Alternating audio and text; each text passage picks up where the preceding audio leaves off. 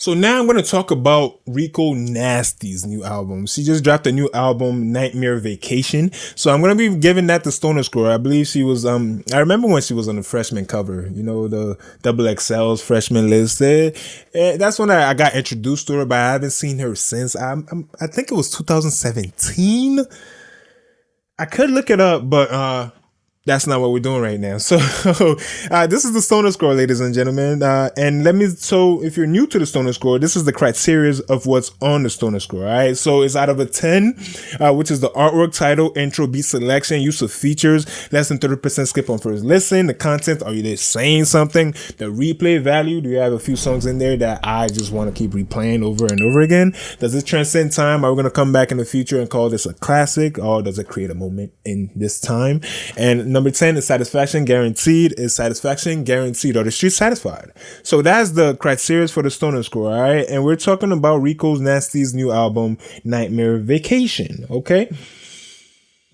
Okay, so like I was saying a little earlier, I haven't really heard from her, and since I was surprised when she was on there, and I saw her, and she was pretty damn good, and it just got cold for a little bit, and now she just dropped this album. I was not expecting any albums. There wasn't that much albums, like I keep saying, but I listened to the album, all right? So I'm gonna give it a Stoner score. Now, it's my first time listening to the album. She has a lot of rage in her. Like, I know music is therapy, but like she's has her own lane, her own genre. She just have to explore it a little more. She has some growing to do in her own lane, but it feels like she's just like it's just a ball of rage in her, man. That's the emotion that the album gave off to me. Like, it's a lot of thankful I didn't have to slap a bitch today, like on some real shit. So she has a lot. I feel like she's one of those that's like nice and quiet in real life, but her art and her mind and in her music is a lot of rage inside building out and just exploding in the album. Okay, so that's my first take on it. My first time listening to her album, and yeah, that's. There was a lot of emotions in it, but it was a lot of anger in those emotions. But the artwork, all right, the artwork. Let me inspect it right now. It's a go. Say less, man. It's a go. It's a go. I do like the artwork. The rainbow, her in the bed, floating in the sky, outfit and all that. All right. So, and it's it's a nightmare. You feel me? So, it's definitely a go. The title, Nightmare Vacation, yeah, I'll give it to them. It's quite creative. So yes, it's a go. It's not something like simple, like without thought. But it seemed like this title had thought behind it. All right. So the intro, yes. The intro is a go. It introduced me to her sound and got me prepared for what I'm going to be listening to throughout this 40-minute track. And I did like a few tracks in there that, I'll get to the replay value later on. Okay, the beat selection, perfect. It fit perfect to her sound. Like I was saying, a lot of songs had some anger in them, and the beat kind of like matched perfectly. He said, "This is how I feel," and the beat is gonna make you feel the exact same way, and she's gonna make you feel the exact same way as she's yelling over these tracks. All right. So the beat selection is a go. Less than 30% skip on first listen is another go. Check. I listened to it all the way through. Then didn't really skip a thing. So there's some albums that you just start listening to it, and then you hit upon a track or a few that you're like, nah, I don't need to hear this.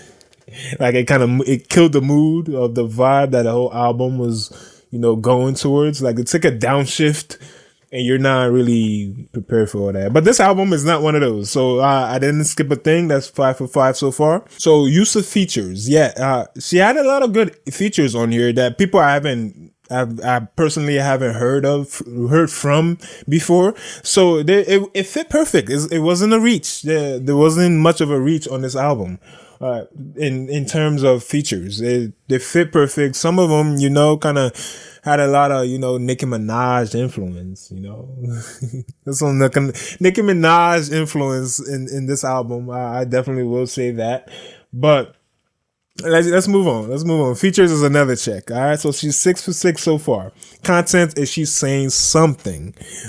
There's a lot of rage being said. So is she saying something? That's to be desired.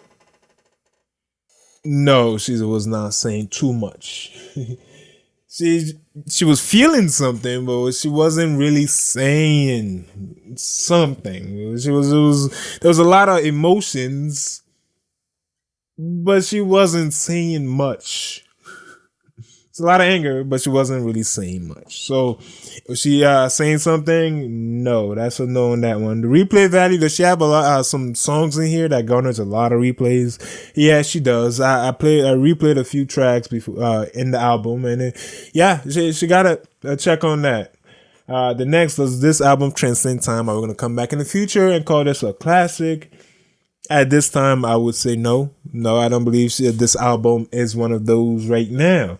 Maybe she still have some. She's still young, so of course she has a lot of tries at this. But this one, I don't believe is the classic for now. Does the is Satisfaction guaranteed? Is Satisfaction guaranteed on this album? Like, this is my first time just listen to their album, and I was quite satisfied. There was a lot of emotions in this album. I know I said that quite a few times, but she's just kind of building her own lane a little bit, but she's just kind of building her own lane right now. So Satisfaction is guaranteed. So Rico Nasty's new album, Nightmare Vacation, gets about a 8 out of a 10 on the Stoner score, ladies and gentlemen. An 8 out of a 10 on the Stoner score, okay? Okay.